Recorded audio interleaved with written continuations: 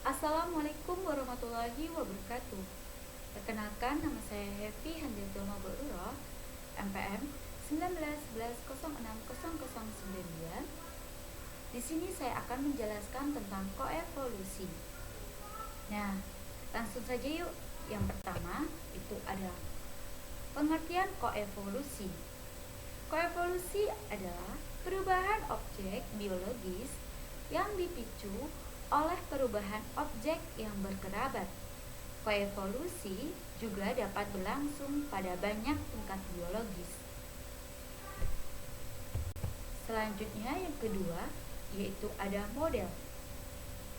Satu model koevolusi adalah hipotesis Van Palen yang menyatakan untuk suatu sistem evolusi dituntut perkembangan berkelanjutan semata-mata untuk menjaga fitnessnya terhadap sistem-sistem yang ikut berkoevolusi. Mempertegas peran penting konflik seksual, Hilliard menjelaskan peran interaksi-interaksi antagonis dalam evolusi memunculkan suatu konsep koevolusi antagonis. Selanjutnya yang ketiga yaitu ada contoh spesifik.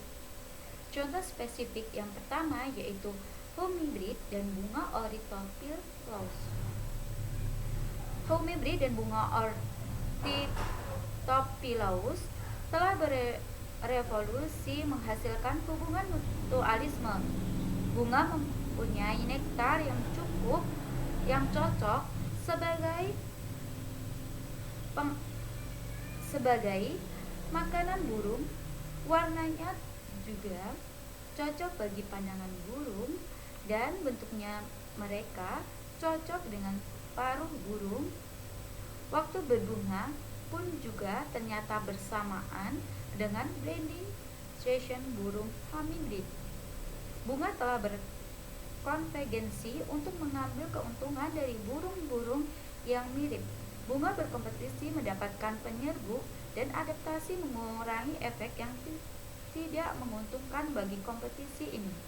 Bunga yang diserbu burung biasanya memiliki volume madu yang lebih tinggi dan lebih tinggi pula produksi gula dibandingkan yang diserbuk serangga. Ini akan mencukupi kebutuhan burung akan energi yang tinggi, yang merupakan determinan paling utama dalam pemilihan bunga mereka.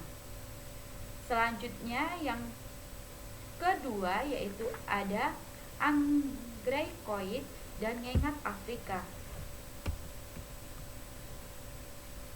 Anggraecoid dan ngengat Afrika berkoevolusi sebab ngengat tergantung pada bunga untuk memperoleh nektar dan bunga tergantung pada ngengat untuk menyebarkan polen agar mereka dapat bereproduksi.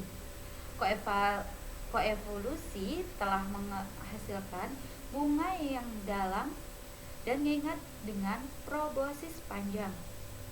Yang ketiga yaitu ada Swallowtail dan Frigate Earwu dunia lama. Contoh dari koevolusi antagonismik adalah ulat atau larva. Swallowtail dunia lama yang hidup di tanaman Frigate Earwu terutama menghasilkan minyak eterik yang menolak serangga pemakan tanaman. Ulat swallowtail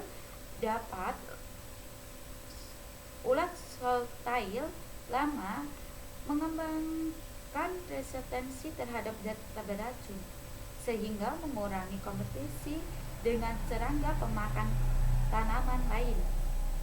Selanjutnya yang keempat ada ular garter dan kadal salamander berkulit kasar. Satu contoh keevolusi antara spesies predator dan mangsa adalah kadal salamander berkulit kasar dan ular garter. Kadal ini menghasilkan neurotoksin kuat yang terkonsentrasi di kulitnya. Ular garter telah berevolusi sehingga resisten terhadap toksin ini melalui serangkaian mutasi genetik dan memangsa kadal ini. Hubungan antara hewan-hewan ini menghasilkan suatu perlombaan senjata evolusi yang menaikkan kadar toksin pada kadal hingga ke tingkat ekstrem. Ini adalah contoh evolusi sebab kedua organisme harus berubah agar mendapatkan peluang survival yang lebih baik. Selanjutnya yaitu ada California Beekeeper dan polinator. Ketika sarang dihuni spesies lebah yang belum berkoevolusi dengan Bookie California, terlihat adanya kepekaan terhadap asekulin, racun saraf yang ada pada nektarnya. Kepekaan ini diduga hanya ada pada lebah madu dan serangga lain yang tak berkoevolusi dengan California. Selanjutnya yang keenam yaitu ada semut akasia dan tanaman akasia bullhorn. Semut akasia melindungi akasia bullhorn dari serangga pemangsa dan tanaman lain yang bersaing merebutkan cahaya, sedangkan sang pohon memberikan makanan dan tempat berlindung pada semut dan larvanya. Namun demikian, beberapa spesies semut dapat mengeksploitasi tanaman tanpa memberi ganti manfaat, sehingga untuk mereka diberi nama-nama berarti penipu, pengeksploitasi, perampok, dan pengemis. Walaupun semut penipu cukup merusak organ reproduksi pohon, pengaruh keseluruhan mereka pada fitness inang sulit untuk diramalkan dan tak selalu harus negatif.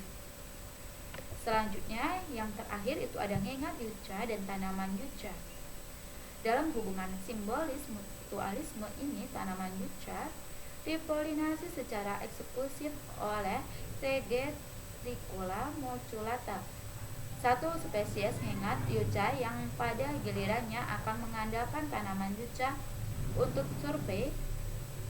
Ngengat yuca cenderung mengunjungi bunga-bunga dari hanya satu spesies tanaman yuca saja. Selanjutnya, sekian, terima kasih. Saya akhiri. Wabillahi taufiq wal hidayah. Wassalamualaikum warahmatullahi wabarakatuh.